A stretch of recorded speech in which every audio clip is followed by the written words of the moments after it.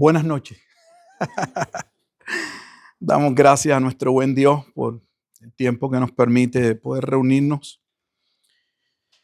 Continuamos estudiando el libro de los Salmos y estamos en el Salmo número 69.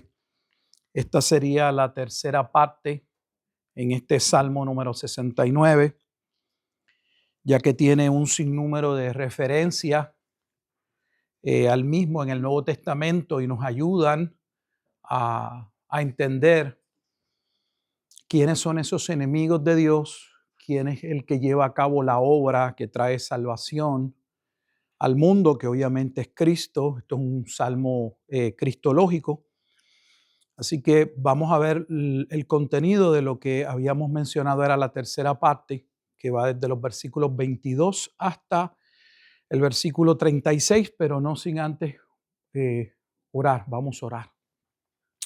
Bendito Dios y Padre eterno, te alabamos, te damos gracias como siempre por tu amor y tu misericordia, por tu provisión para con nosotros en Cristo, por este lugar en el que tú nos permites, oh Dios, que como iglesia local podamos reunirnos para llevar en este día a cabo nuestro estudio bíblico. Como siempre, Dios, nos acercamos a tu palabra con reverencia, con espíritu de humildad y de mansedumbre, solicitándote, oh Dios, que esa palabra que continúe edificando nuestras vidas, corrigiéndonos, instruyéndonos, afirmándonos, en fin, completando el carácter de ese hombre que tú te has propuesto y que determinaste, Señor, fuera hecho conforme a la imagen de tu Hijo Jesucristo. Que tu Espíritu Santo una vez más nos guíe a toda verdad, a toda justicia, que podamos tener ojos para ver, oídos para escuchar y sabiendo que tu palabra nos advierte que debemos no solamente ser oidores, sino hacedores, que nos des con el entendimiento de tu palabra, Señor, la voluntad, la capacidad de poder obedecer aún aquello que tú mandas. Te damos gracias, Padre, por tu palabra, pues sabemos que ella es de bendición, de vida, no solo a nuestras vidas, sino a la vida de aquellos que, conforme a tu plan soberano, eterno, en Cristo, todavía han de ser llamados al arrepentimiento de los pecados y a la fe en Jesucristo para salvación. Que a Él sea toda la gloria y toda la honra, pues es en Cristo Jesús en quien oramos y en quien damos gracias. Amén y amén. Hemos estado nuevamente estudiando el Salmo número 69. Lo bosquejamos en tres partes. La primera parte dijimos que iniciaba en el versículo 1 al versículo 21 y había una petición donde el salmista se encuentra siendo perseguido, en aflicción, sus enemigos lo están consumiendo y la única razón que él entiende en este momento es que el celo de su casa lo consuma. O sea, que él querer agradar a Dios y vivir conforme a lo que Dios ha establecido había traído que otros se enojasen o se indispusiesen con él. Eso es del 1 al 21. Luego dijimos que había una segunda parte que íbamos a discutir en nuestro salmo, que iniciaba en el versículo 22 hasta el versículo 28. Y esos versículos o esa segunda parte tratan entonces de una segunda petición. Y esa segunda petición es que Dios juzgue a sus enemigos, que Dios se haga cargo de aquellos que están en contra de la voluntad de Dios.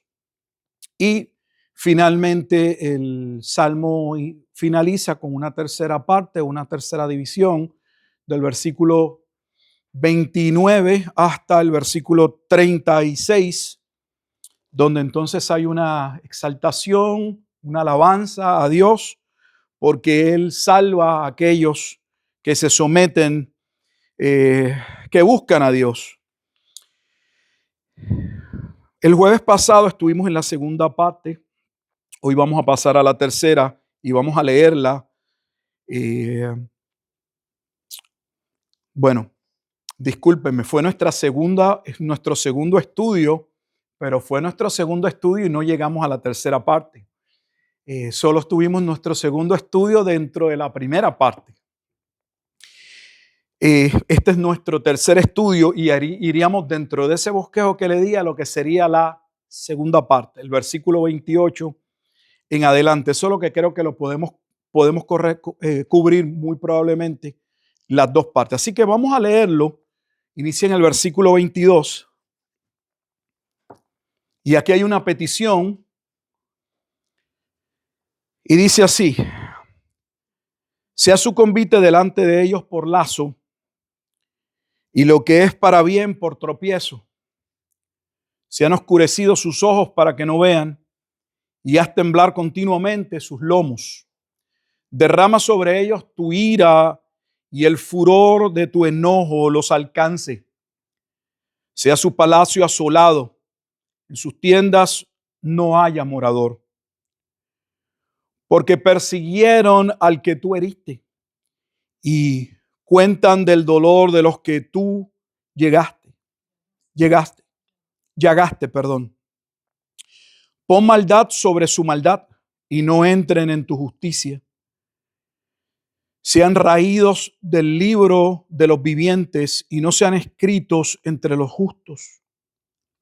Mas a mí, afligido y miserable, tu salvación, oh Dios, me ponga en alto.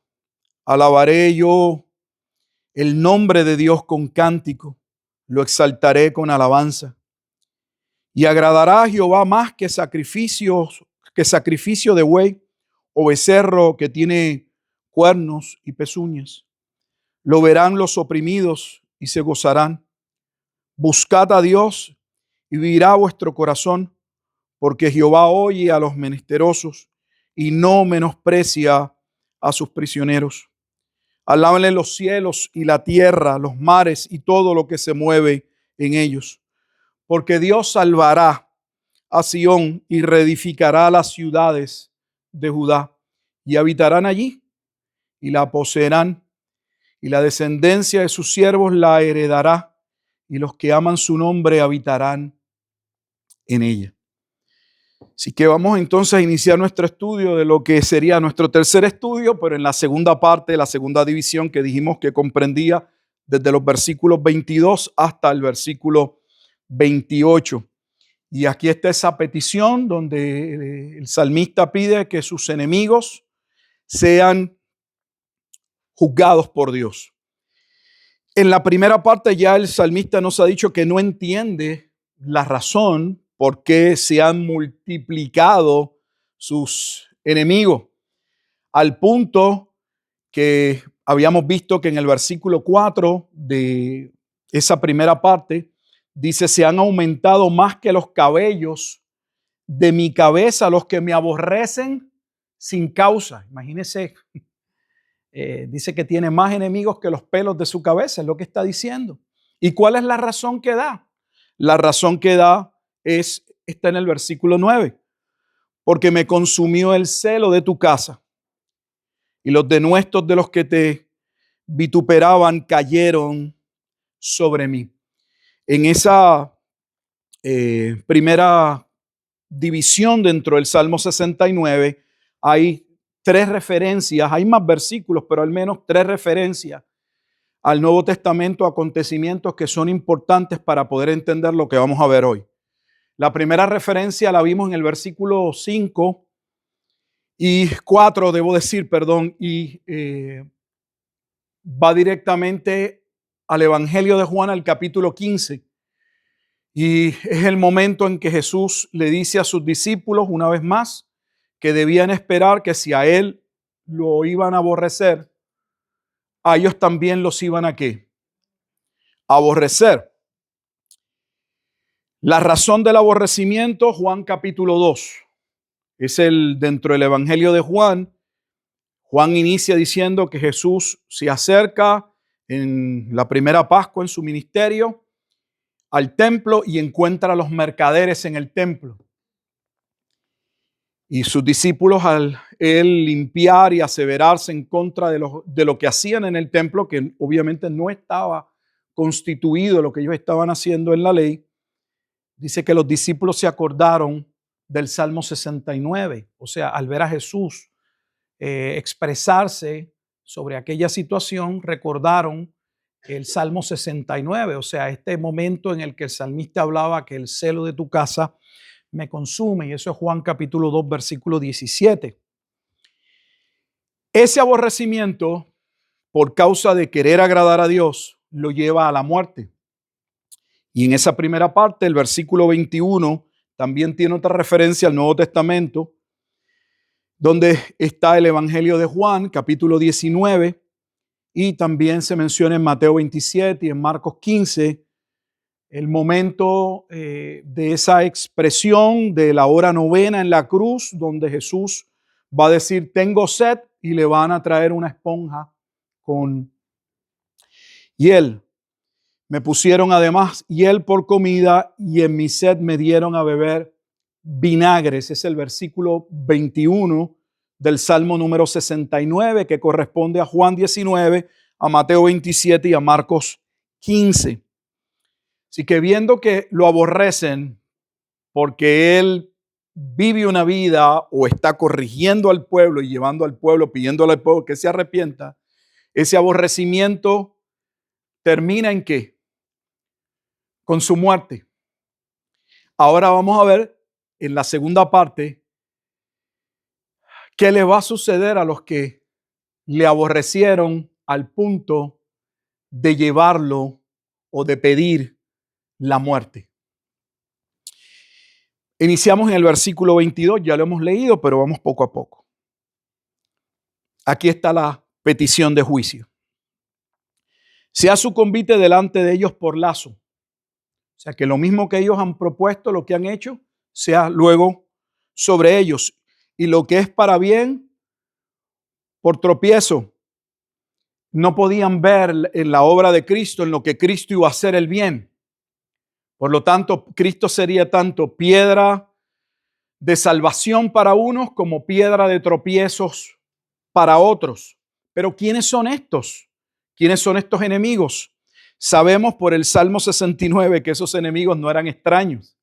Eran personas tan cercanas a su propia casa, al punto de que dijimos en el primer estudio que hay algunos que miran en el versículo 8 del Salmo 69 una referencia a lo que vemos luego en Juan capítulo 7, donde los hermanos de Jesús no le creen y le van a decir, mira, si tú realmente quieres darte a conocer, sal al mundo y ahí hay una fiesta, hay una actividad, ve y haz algo para que el mundo crea.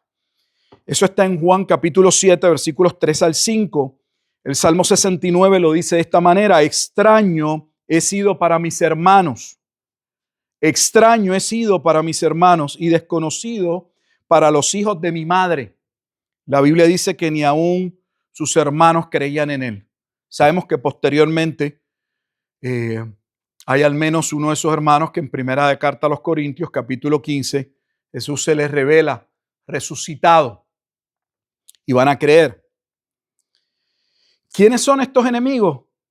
Podríamos pensar, si no leemos bien el Salmo, que deben ser personas extrañas, debe ser algún pueblo, alguna otra nación a la que ellos se han tenido que enfrentar. Recuerden que David es el rey, luego de Saúl, de ese primer rey, que va a tener la encomienda y se va a dar a la tarea de conquistar, de ganar aquel territorio que Dios le había dado.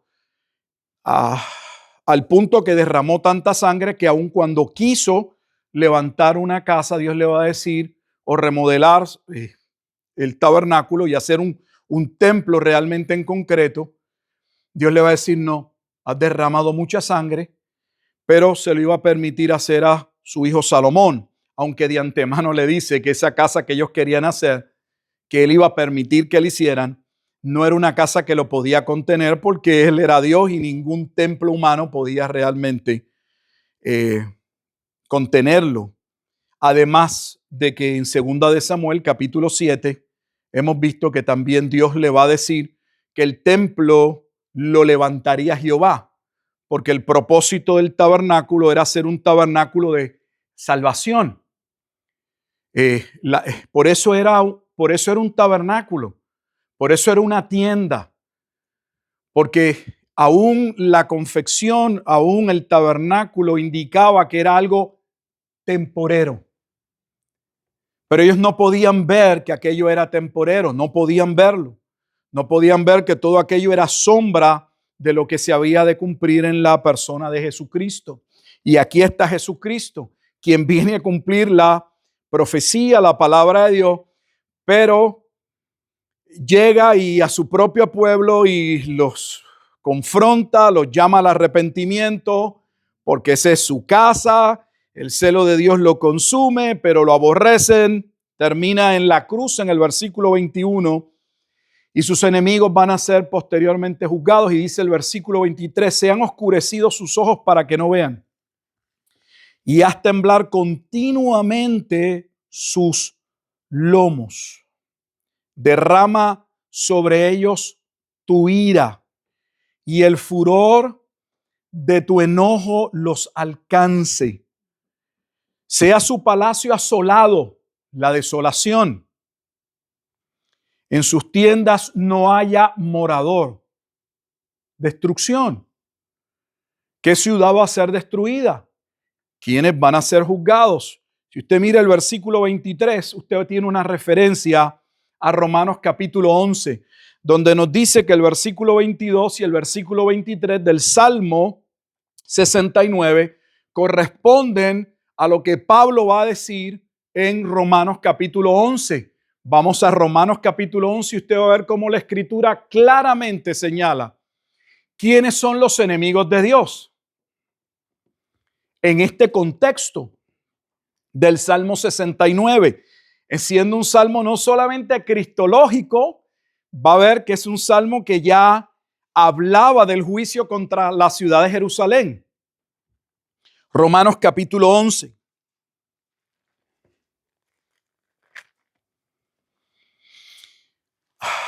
Antes de llegar a los versículos específicos que Pablo utiliza de David, que son los versículos 9 y 10, es importante tomar un poco de contexto este capítulo 11 de Romanos, y voy a iniciar en el versículo 1 de ese capítulo 11, porque nos va a ayudar muchísimo. Mire cómo va a cambiar si usted todavía no entendía, tenía dudas de la interpretación de Romanos capítulo 11, cómo a la luz del Salmo 69 es evidente la interpretación, es clara. Digo pues, ha desechado Dios a su pueblo, a ese pueblo sabemos que es Israel. ¿Por qué? Porque mire lo que va a decir, en ninguna manera, porque yo soy israelita. Pablo mismo va a decir, yo soy parte de Israel. Así que ese pueblo comienza con una pregunta. ¿Dios se ha olvidado de Israel por completo?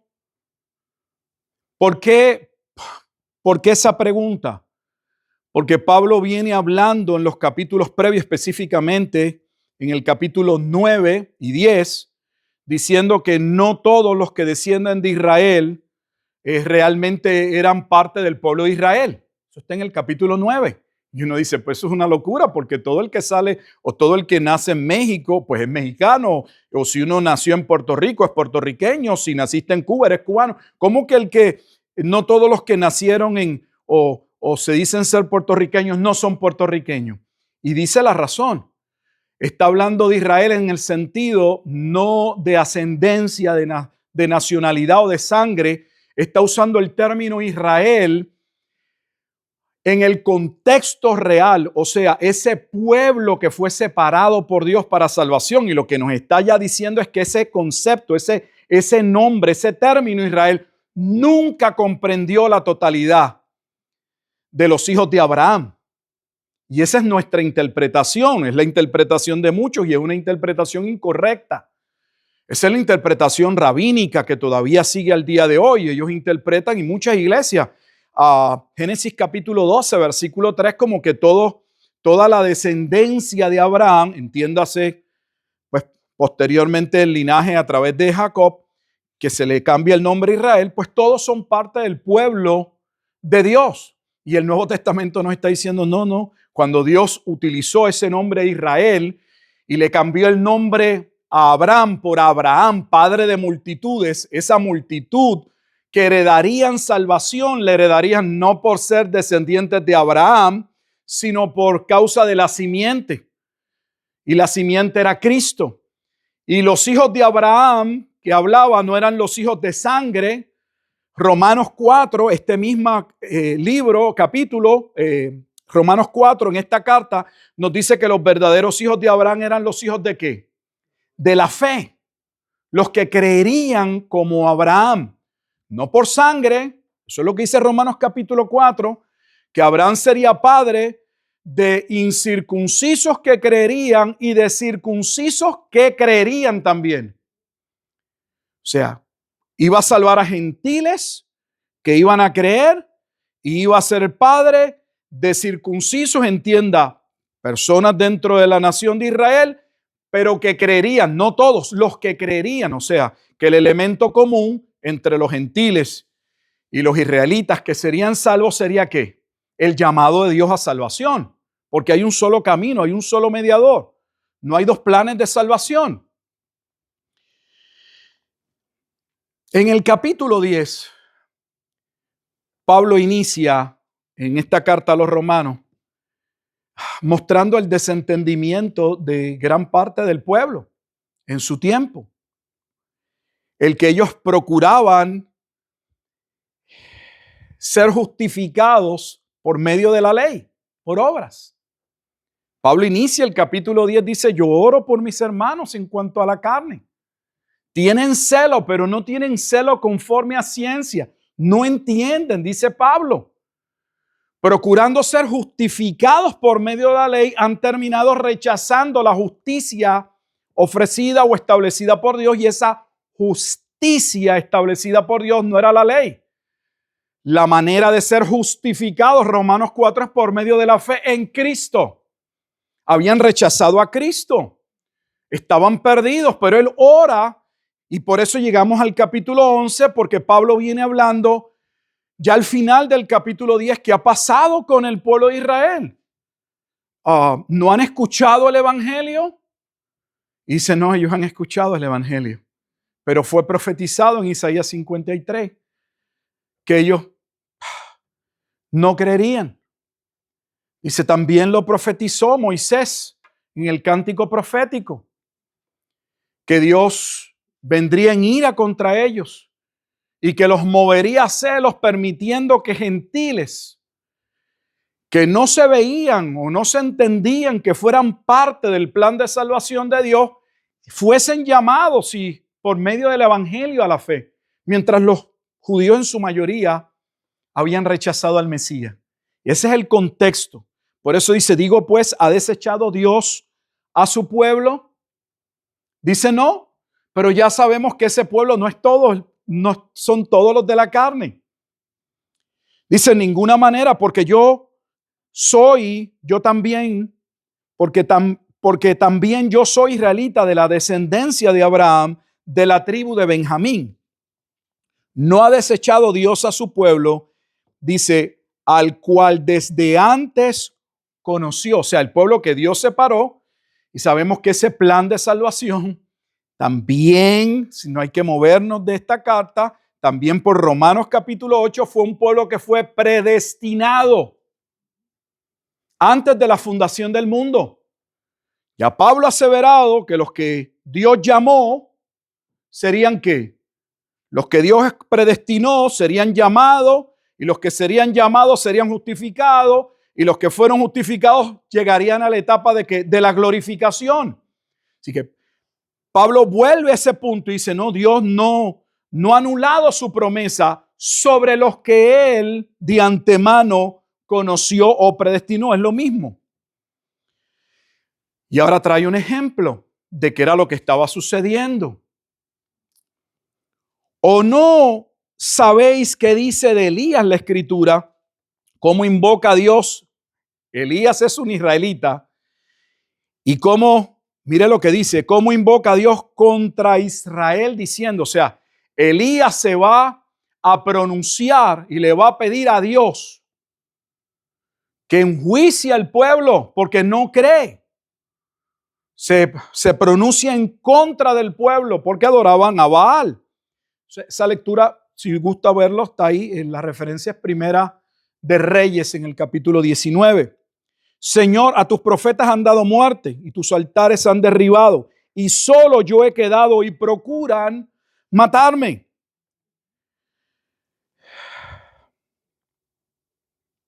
Pero ¿qué le dice la divina respuesta?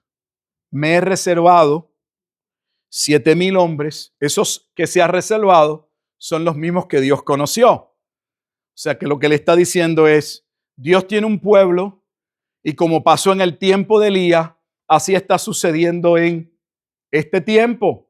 No todos van a responder, pero aunque pensamos que todo está perdido, que son muy pocos, la realidad es que Dios tiene un pueblo que Él se ha reservado y la Escritura lo muestra en esa primera, que de hecho no era ni una predicación. Pedro no está predicando, aunque hablamos de la primera predicación de Pedro. Pedro no está predicando el día de Pentecostés, aunque va a terminar predicando.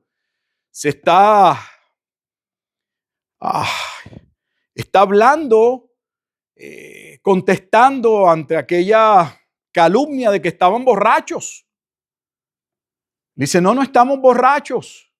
Lo que ha sucedido fue lo que profetizó Joel. Dios ha derramado su Espíritu Santo. Han llegado los postreros días, y esos postreros días eran el día ardiente de la ira de Jehová, era el juicio. Así también, versículo 5, aún en este tiempo ha quedado un remanente escogido por gracia. O sea que en cada tiempo de la historia de los hombres, Dios tiene los suyos que Él ha reservado, que Él ha escogido por gracia, que van a responder. O sea, pues nos van a responder todos. Y si por gracia, y se acentúa la gracia, se acentúa que fueron escogidos, porque mira el 5 dice, así también aún en este tiempo ha quedado un remanente escogido. Número 1, no serían salvos todos. Ya Pablo lo ha dicho muchas veces. Es un remanente, y un remanente es un grupo. Luego dice que es un grupo escogido. Pero la otra palabra que sigue es importante porque podría ser escogido por obras, que es lo que enseñan algunos que todavía dicen que creen en la predestinación, pero creen en la predestinación por presciencia y entienden que los que Dios predestinó fue aquellos que Él vio que tendrían buenas obras o que se acercarían a Cristo. Y aquí está anulando esa salvación o esa elección por presciencia, porque está diciendo, no, Dios no vio nada en ellos. Lo hizo por gracia. Y si por gracia, versículo 6, ya no es por obra. No podemos contar las obras. Ya Pablo lo ha dicho en Romanos 4, que Abraham no fue justificado por obras, porque si hubiese sido justificado por obras, entonces tendría ¿de qué? De qué gloriarse. De otra manera, la gracia ya no es gracia. O sea, Pablo está diciendo, o es por obra o es por gracia, pero las dos cosas no van. Qué triste que tenemos denominaciones que no entienden esto. La única manera en que ambos términos pueden coexistir en un mismo punto es una salvación por gracia que produce en el creyente buenas obras. Efesios 2, 8 al 10.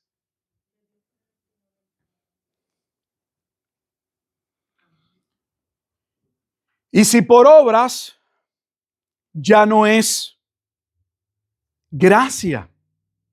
Fíjese que vuelve a enfatizar. De otra manera, la obra ya no es obra. Y ahora empieza la parte del juicio. ¿Qué pasa con aquellos que no fueron escogidos? Que no forman parte de los que Dios antes conoció. ¿Qué pues? Hace una pregunta. Lo que buscaba Israel como nación no lo ha alcanzado. ¿Qué era lo que buscaban? La redención, la salvación, la llegada del Mesías, su liberación. Era lo que esperaban los profetas, lo que anunciaron los profetas. Era lo que estaba esperando Daniel en el capítulo 9. Cuando Dios le va a decir, Daniel, va a enviar el ángel Gabriel y le va a decir, todavía no es la redención. La redención no viene sino hasta que el Mesías príncipe aparezca. Y cuando el Mesías príncipe aparezca, lo van a matar. Y eso va a traer una segunda desolación. ¿Por qué una segunda desolación? Porque Daniel era parte de la primera desolación que terminó con la destrucción del primer templo. Y ya se presagia, se anuncia, se profetiza que va a haber otra destrucción de Jerusalén y del templo. Esa es la profecía de las 70 semanas, Daniel 9, 24 al 27. Lo que buscaba Israel no lo ha alcanzado, pero los escogidos, vea la expresión, o sea, la gente quiere tapar lo que dice la Escritura o negarlo, lo dice, los escogidos sí lo han alcanzado. Y los demás fueron endurecidos. Ya nos había hablado del endurecimiento en el capítulo 9, cuando dice, no, Dios tiene misericordia del que Él quiere tener misericordia. Y del que no tiene misericordia, entonces permita en su juicio que el endurecimiento. Romanos 1, es que está todo aquí en esta carta. Romanos 1, 18 en adelante no nos habla que la ira de Dios ha venido sobre este mundo. ¿Por qué? Sobre los hombres por su impiedad. Porque lo que de Dios les es conocido, ellos lo conocen. Porque debieron dar gracias, pero no dan gracias. Porque debieron adorar a Dios, pero se han adorado a ellos mismos o adoran animales. Dice el versículo 8, como está escrito. Cada vez que dice como está escrito, está yendo a la Escritura. Como está escrito. Y estos dos pasajes también ayudan muchísimo. No sé si nos dé tiempo, pero es Deuteronomio 29, Isaías 29. Ya veremos. Dice, Dios les dio espíritu de estupor, ojos con que no vean y oídos con que no oigan hasta el día de hoy. O sea, Pablo está diciendo es la razón clara, no hay que ir a un seminario, por qué el pueblo de Israel en su mayoría no han creído en el Mesías, porque están bajo el juicio de Dios. Dios los ha dejado en oscuridad. Y eso es confirmado en las Escrituras. Pablo lo dice en primera carta a los Corintios en el capítulo 3. No estoy seguro si es primera de Corintios o segunda de Corintios, déjeme corroborarlo. Creo que es segunda carta a los Corintios. Dije primera, pero quiero asegurarme y de una vez mostrarle dónde está el pasaje. Segunda de Corintios capítulo 3, que me pareció que en mi mente el bosquejo no estaba en la primera, es en la segunda. Capítulo 3, cuando está hablando de que son ministros de un nuevo pacto.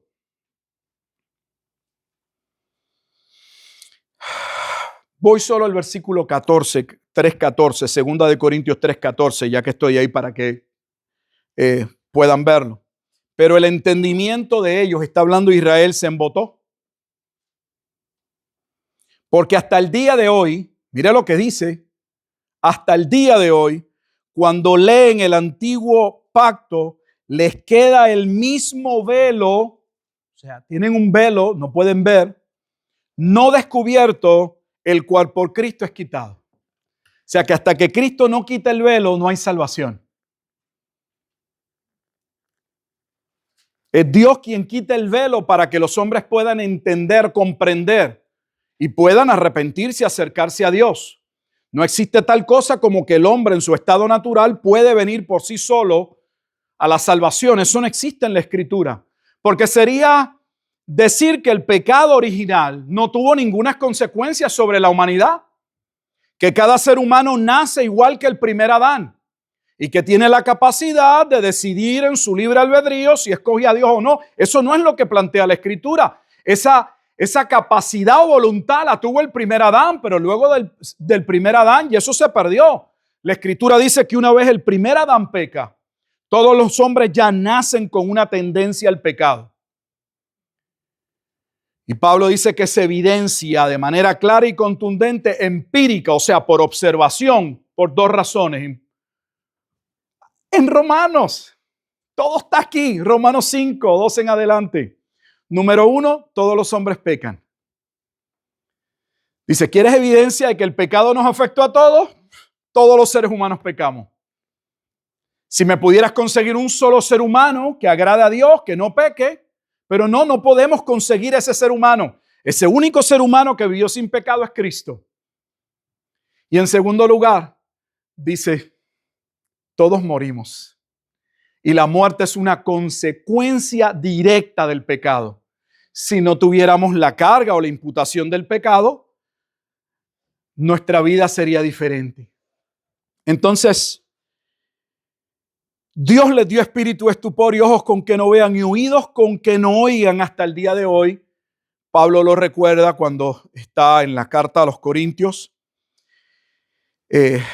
segunda carta a los Corintios, capítulo 3. Ahora va a citar a David, versículo 9, aquí llegamos. Y David dice, se ha vuelto su convite en trampa. Este es el Salmo 69, 22 y 23. En tropezadero y en retribución. Sean oscurecidos sus ojos para que no vean y agóbiales la espada para siempre. Entonces, ¿quiénes son los enemigos que serían juzgados? A la luz del Salmo 69. Y viendo lo que Pablo tiene que decir en Romanos, es obvio que son ¿quiénes? Principalmente el pueblo de Israel. En la primera parte de ese Salmo 69 vimos que de las tres referencias que se utilizan al Nuevo Testamento, que está Juan 15, Juan capítulo 2, Juan capítulo 19, ese versículo en Juan capítulo 19 es una de las palabras de Cristo que sobre la cruz, ¿quiénes llevaron? Sí, nosotros decimos, sí, Cristo murió por el pecado de muchos hombres.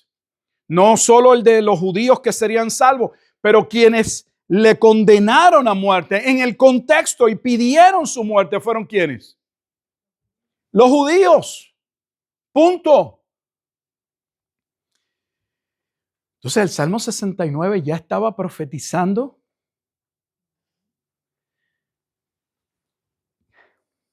Recuerde, vamos a poner un poco, ya lo hemos hablado muchas veces, yo creo que yo usted lo podría ver, pero si no lo ayudo. David es el rey que Dios lo clasifica, lo llama un hombre conforme a su corazón. No es perfecto, no lo es, porque ningún hombre en su estado caído es perfecto, pero David tipifica a ese rey posteriormente que le fue a él mismo anunciado que vendría. Segunda de Samuel 7. Que sería templo de salvación. Por eso estamos viendo que eventos en la vida de David están asociados ¿con qué? Con lo que luego le ocurriría o sucedería en la vida de ¿quién? De Cristo. Y lo hemos dicho muchas veces porque es que hay una relación directa entre el rey David y Cristo. No solo porque ambos vienen del linaje de Judá, sino porque David tipifica a ese rey como Moisés tipifica a ese profeta que los que serían salvos escucharían. Deuteronomio 16 y 18. Moisés mismo profetiza al pueblo. Yo he estado por 40 años y ustedes no me creen, no me han creado problemas, pero viene un profeta, a ese profeta ustedes oirán. Según Moisés, era una tipología del ministerio de profeta de Cristo. David lo sería como rey. Y que ese rey fue aborrecido Jesucristo porque el celo de la casa de Dios lo consume. Lo llevan a la cruz en el versículo 21 del Salmo 69 y ahora se está anunciando en los versículos 22 al 23 que esos que son los enemigos de Dios, que uno no se imaginaría en el Salmo 69, le sería a uno difícil poder ver que fuera el pueblo, aunque vimos que hay una referencia que habla de los de su casa, que no tampoco creían. Es el pueblo de Israel, claramente a la luz de Romanos capítulo 11. Y no solamente a la luz de ver Salmo 69, versículos 22 y 23 en Romanos, sino por las referencias que están en los versículos que anteceden a esa cita que hace Pablo de David. Me refiero a Deuteronomio 29 y a Isaías 29. Vamos a verlos ambos para que vean que vuelve a salir, que es el pueblo de Israel. Vamos a Deuteronomio 29. Nada más que ir a Deuteronomio, el único pueblo al que Dios le está hablando es Israel. O sea, nada más que con el libro, si no tiene algún contexto, no va a estar hablando de otro pueblo. Y menos en ese capítulo, porque de los capítulos 28 al 32 tiene que ver con los juicios y maldiciones sobre la obediencia y desobediencia del pacto. Deuteronomio 29.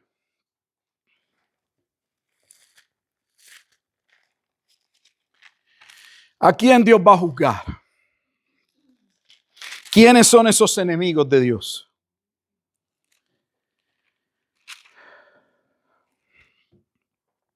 Ahí en Deuteronomio vamos a ir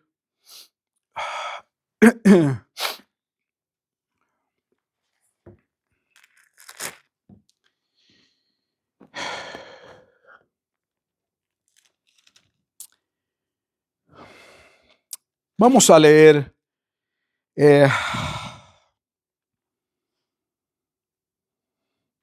los primeros versículos del capítulo 29 y luego les digo que otros más vamos a estar leyendo porque son importantes para no tener que leer el capítulo completo. Iniciamos en el versículo 1 de Deuteronomio 29, pacto de Jehová con Israel ¿en qué?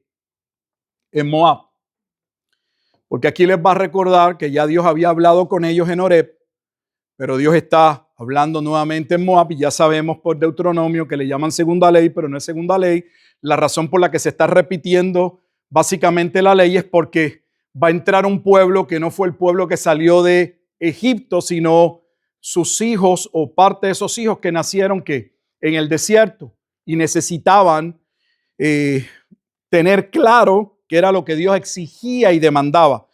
Iniciamos en el versículo 1. Dice, estas son las palabras del pacto que Jehová mandó a Moisés, que celebrase con los hijos de Israel en la tierra de Moab, además del pacto que concretó con ellos en Horeb.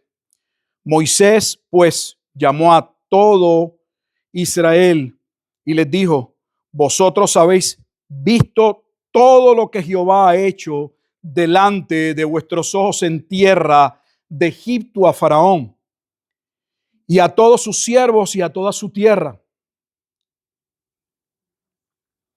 Las grandes pruebas que vieron vuestros ojos, las señales y las grandes maravillas.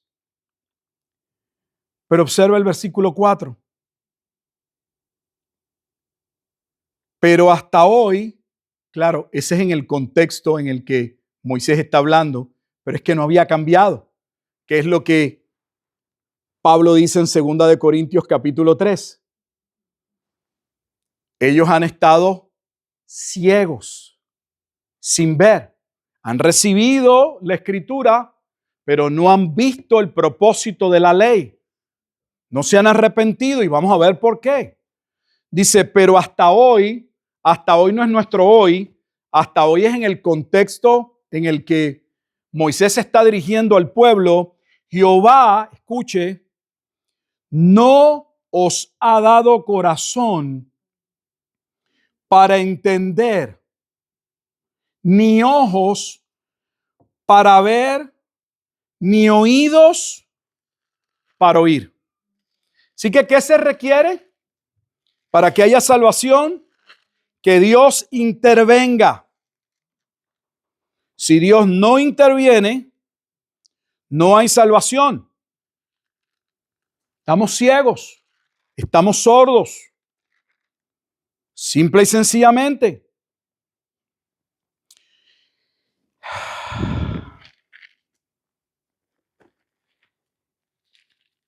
En ese mismo capítulo 29 vamos a leer, y que ya sabemos que Dios está hablando del pueblo y sabemos por qué les está volviendo a repetir, porque hay que repetirles y repetirles, pero la razón es que aún y repitiéndole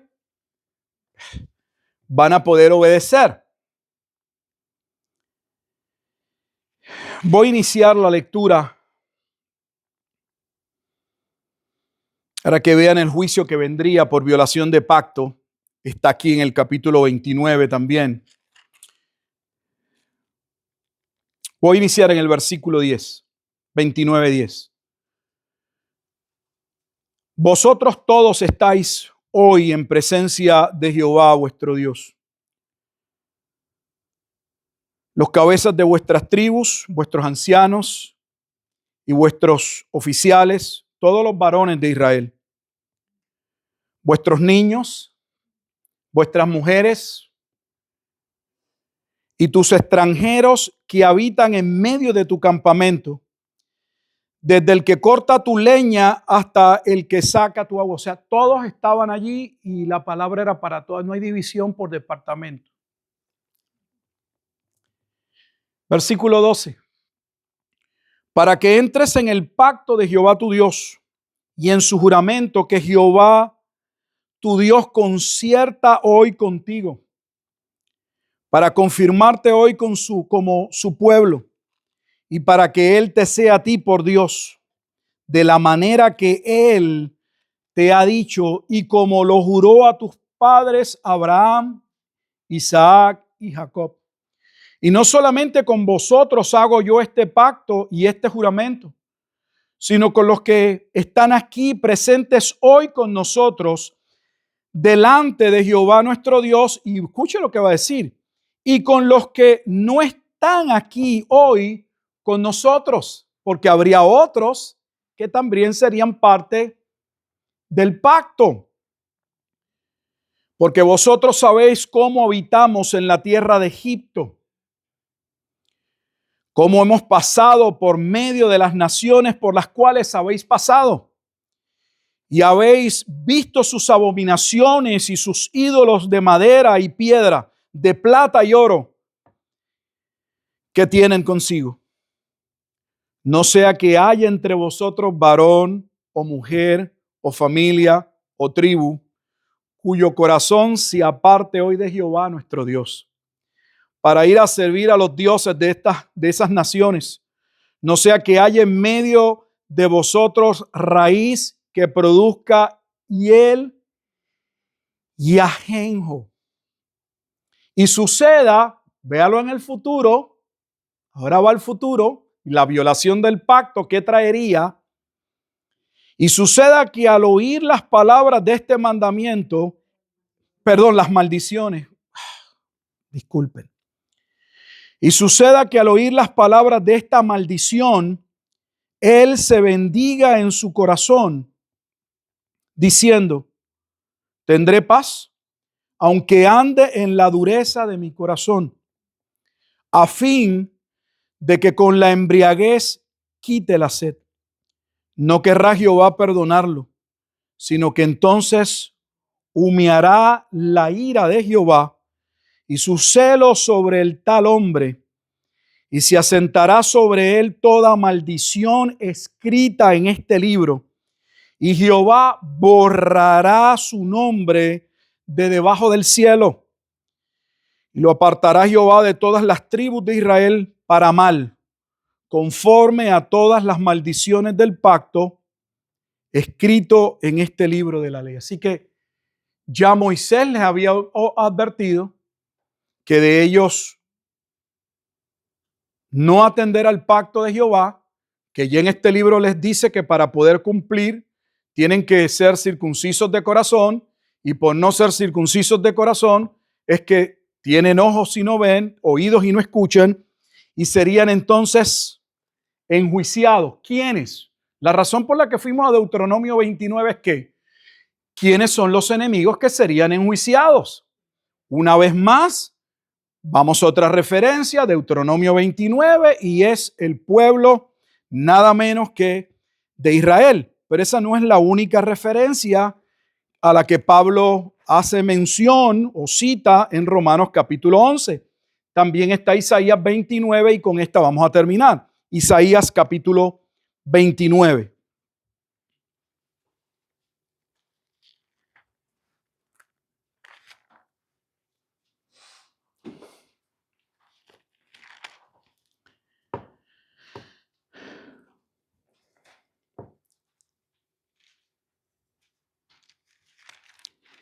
Vamos a leer este capítulo 29. Ahí va a tener un nombre que se llama Ariel. Y Ariel es un nombre especial que Dios le da a Jerusalén. Cuando está hablando de Ariel, está hablando de la ciudad de Jerusalén. Escuche. Ay de Ariel,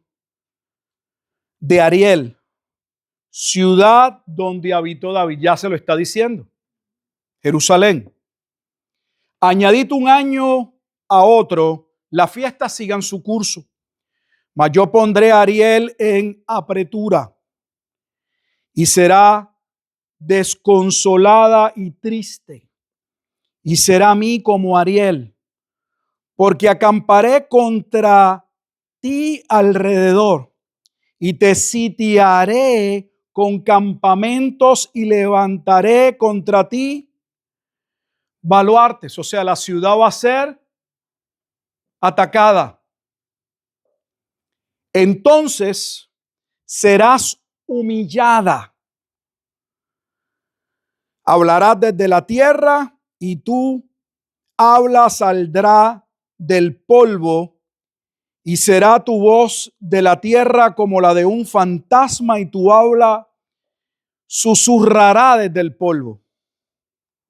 Y la muchedumbre de tus enemigos será como polvo menudo y de la multitud de los fuertes como tamo que pasa y será repentinamente en un momento.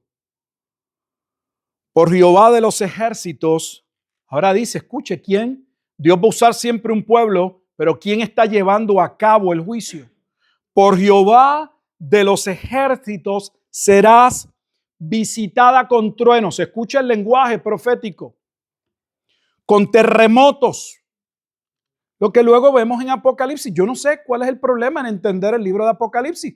No entendemos el Antiguo Testamento, eso es todo. Y con gran ruido, con torbellino y tempestad y llama de fuego consumidor. Y será como sueño de visión nocturna la multitud de todas las naciones que pelean contra Ariel. O sea, es Dios, pero ahora está diciendo que va a haber una confederación de naciones que van a ir contra Jerusalén, y fue precisamente lo que sucedió cuando Jerusalén fue sitiada, porque el imperio romano trajo legiones de todo el imperio para atacar la ciudad de Jerusalén. Y todos los que pelean contra ella y su fortaleza y los que la ponen en apretura, y le sucederá como el que tiene hambre y sueña y le parece que come. Pero cuando despierta, su estómago está vacío. O como el que tiene sed y sueña y le parece que bebe. Pero cuando despierta, se halla cansado y sediento. Así será la multitud de todas las naciones que pelearán contra el monte de Sión. Esta es la batalla de Armagedón. La batalla de Armagedón es descrita 700 años antes en el libro de Isaías. No hemos terminado. Deteneos y maravillaos, ofuscaos y cegaos, embriagaos y no de vino, Tambalead y no de sidra, porque Jehová derramó sobre vosotros espíritu de sueño y cerró los ojos de vuestros profetas y puso velo, el mismo velo que Pablo estaba hablando en segunda carta a los Corintios capítulo 3. Puso velo sobre las cabezas de vuestros videntes y os será toda visión como palabras de libro sellado, el cual si dieren al que sabe leer y le dijeren, lee ahora esto, él dirá, no puedo porque está sellado. Y si le dieren el libro al que no sabe leer, diciéndole, lee ahora esto, él dirá, no sé leer. Dice pues el Señor, porque este pueblo, estas son las palabras de Jesús en Mateo, porque este pueblo se acerca a mí con su boca y con sus labios me honra, pero su corazón está lejos de mí. Y su temor de mí no es más que un mandamiento de hombres que les ha sido enseñado. O sea, ellos no me temen. Ellos lo que siguen son las propias reglas que otro hombre les ha enseñado. Es lo que Pablo está diciendo en Romanos capítulo 10. Tienen celo, pero no tienen entendimiento, no han conocido. Y no han conocido porque están ciegos, pero están ciegos porque están bajo la ira de Dios. Y están bajo la ira de Dios porque no forman parte del pueblo que Él separó de antemano. Y eso es lo que muchos no quieren escuchar, porque les parece duro. ¿Cómo que Dios permite y le abre el corazón a unos mientras a otros dejen oscuridad? Pues sí, no tiene que abrirle el corazón a nadie. Podría dejarnos a todos en la oscuridad por causa de nuestra necedad y nuestro pecado. Deberíamos estar agradecidos, pero obviamente el no creyente no puede ser agradecido de que Dios se haya dignado, haya querido, le haya placido por el puro afecto de su voluntad salvar un pueblo que eligió en Cristo.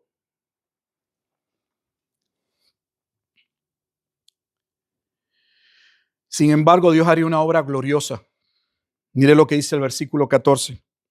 Por tanto, he aquí que nuevamente excitaré yo la admiración de este pueblo con un prodigio grande y espantoso, porque perecerá la sabiduría de sus sabios y se desvanecerá la inteligencia de sus entendidos. Eso es lo que Pablo le está diciendo a los corintios. Cuando Pablo le dice a los corintios que para el evangelio, para los judíos es tropezadero, está citando a Isaías.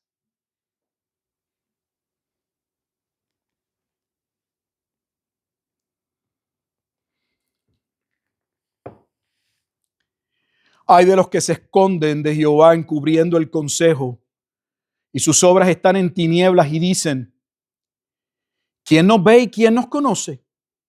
Vuestra perversidad ciertamente será reputada como el barro del alfarero.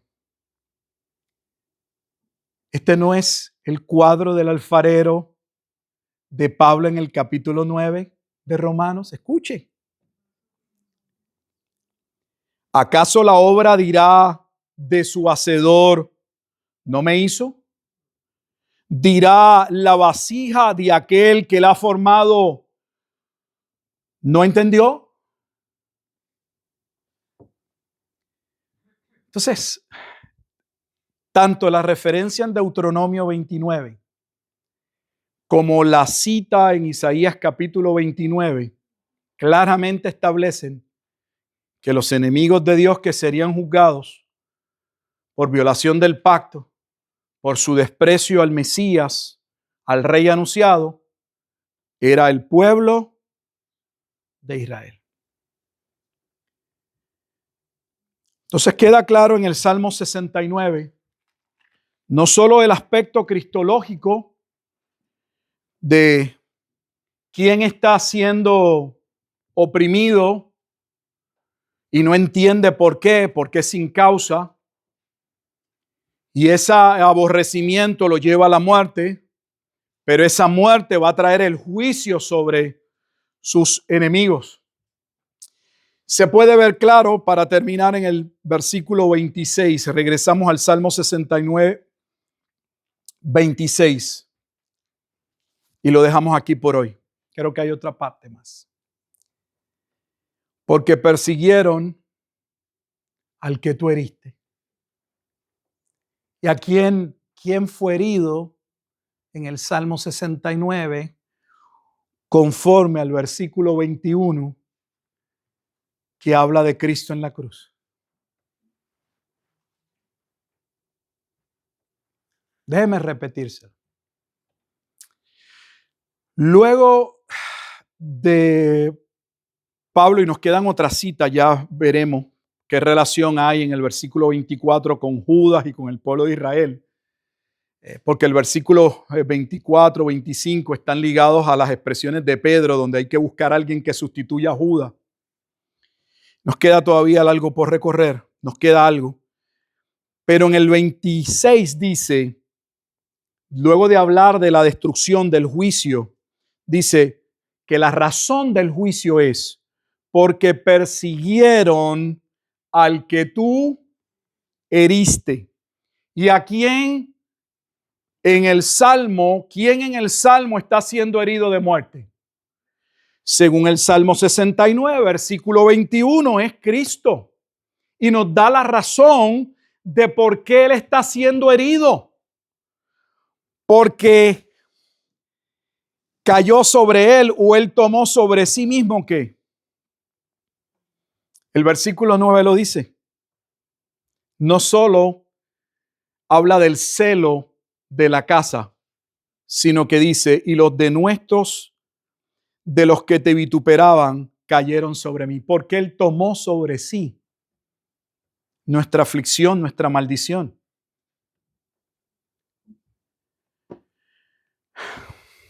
Es glorioso el Salmo 69 y no hemos terminado. Vamos a resumir lo que hemos visto por hoy. Esta es nuestra tercera parte en el Salmo 69. Va a haber una cuarta parte.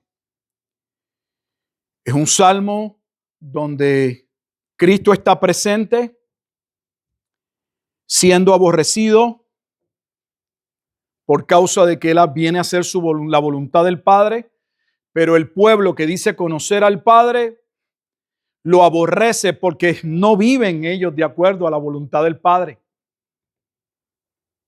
No viven. Lo vimos en Isaías. Es un pueblo que me honran de la boca. Su corazón está distante de mí. Sus ojos están vedados, tienen un velo, no pueden ver. Y ese aborrecimiento o ese celo los va a llevar a crucificar al mismo que ellos estaban esperando para ser salvos. Sin tener en mente o sin considerar que ya había sido profetizado, no solo su desentendimiento, aborrecimiento, sino el juicio que vendría sobre ellos. Así que el Salmo 69 está hablando del juicio que vendría sobre el pueblo que se convirtió en enemigo de Dios. Y que siendo ellos enemigos de Dios, como Jesús dijo, no podrían conocer al Hijo. Porque Jesús dijo, ustedes no me pueden conocer porque ustedes no conocen al Padre. Y es triste, y le hemos dicho, que hay una gran parte de la iglesia que cree que el pueblo de Israel conoce a Jehová.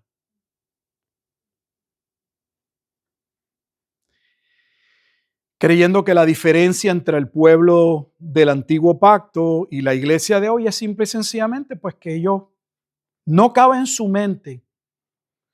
Ellos quieren hacernos creer que el problema es la doctrina de la Trinidad.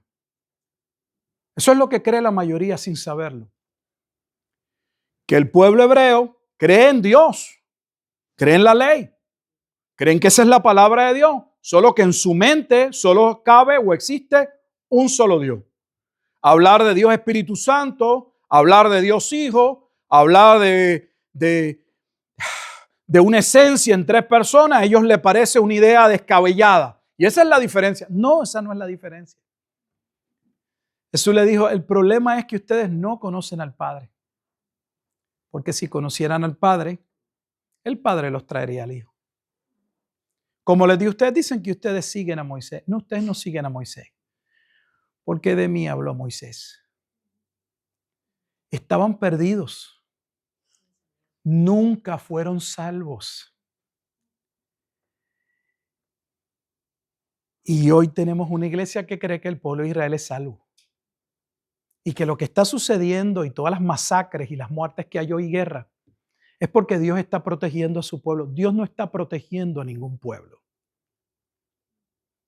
Porque ese pueblo que está haciendo las atrocidades que está haciendo, para récord, las muertes y todas las guerras que han hecho en los últimos años, no tienen nada que ver con un cumplimiento profético en el sentido de que Dios así lo diseñó porque ellos se constituyeron el 14 de mayo de 1948 en el pueblo de Dios. Eso es mentira. Si fueran realmente el pueblo que Dios predestinó, hubiesen conocido a Cristo y harían las obras de Cristo. Y no son invadir países, explotar hospitales, masacrar niños. Es triste que la iglesia de hoy esté tan ciega. Mi pregunta y mi reflexión es si esa ceguera también se debe a que gran parte de la iglesia no es de Dios. Coja lo que le digo con el peso. Voy a orar. Amado Dios y Padre eterno, te alabamos y te damos gracias por tu palabra. Tu palabra es clara cuando permitimos que ella misma nos dé la luz necesaria.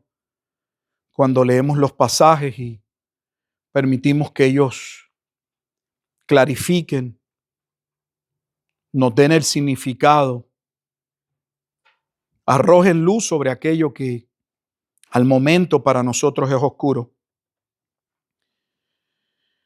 Te damos gracias por tu palabra, pues tu palabra es verdad. Estaríamos ciegos sin ella. Pero qué bueno que tenemos la palabra profética más segura, que es una lámpara, que es luz, que es lumbrera a nuestros pies. Te damos gracias. Permítenos, oh Dios, cada día acercarnos a la misma, pues necesitamos de ella. Como Jesús dijo, no tan solo de pan vivirá el hombre, sino de toda palabra que procede de la boca de Dios. Y reconocemos tu palabra, la Biblia como tu palabra. Y te damos gracias no solo por preservarla, sino por la obra de tu Espíritu, iluminando los ojos de nuestro entendimiento, llevándonos a toda verdad, a toda justicia.